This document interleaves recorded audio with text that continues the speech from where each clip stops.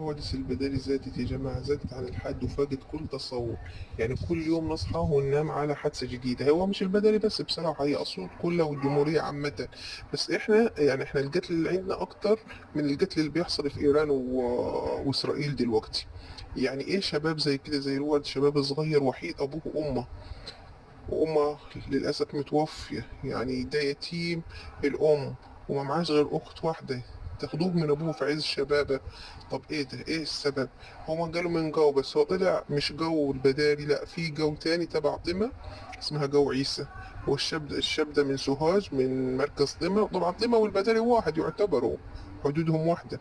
فصاحبه اللي من نجع الجزيرة من البداري، ده نجع الجزيرة طبعا دي تبع قبلي، تبع قوات قبلي عندنا نجع الجزيرة.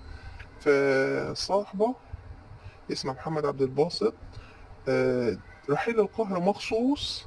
هو قاعد في القاهرة دي يبدأ شغل، الله أعلم، هي الأحداث لسه ما ظهرتش، أنا مش عارفين إحنا كان قاعد ليه أصلا في القاهرة. راح إلى القاهرة مخصوص محمد عبد الباسط وقتله، وخد دمه عشان يفتح بيه مقبرة.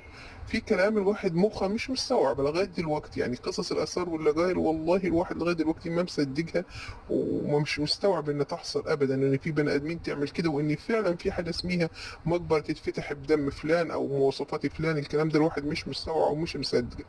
الأيام طبعا الجاية والتحقيقات هتبين الحقيقة فين. بس حق دياب ده لازم يرجع. يعني إيه مثلا شباب زي الوردة كده هو يتقتل بدم بارد زي ما بيقولوا؟ ومن مين؟ بيقولوا من صاحبه محمد عبد الباسط ده، هو أبوه شغال في وادي الشيح وبيفتحوا في مقبرة في وادي الشيح. فهل ده حقيقي؟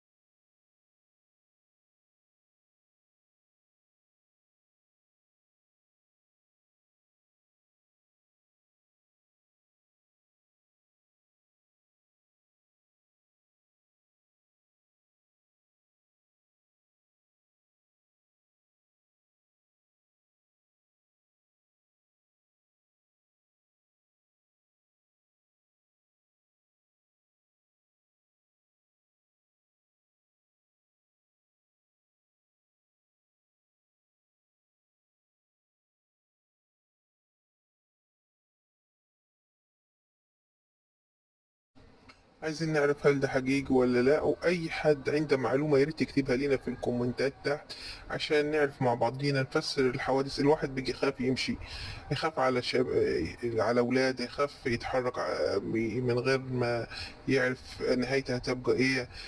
اخواته اللي رايح شغل واللي طالع على رزقه.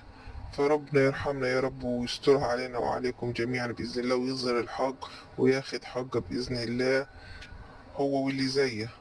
ولو كانت في أحداث هتبان، ولو حد عنده معلومة يكتبها لنا في الكومنت، وشكرا لكم جميعا.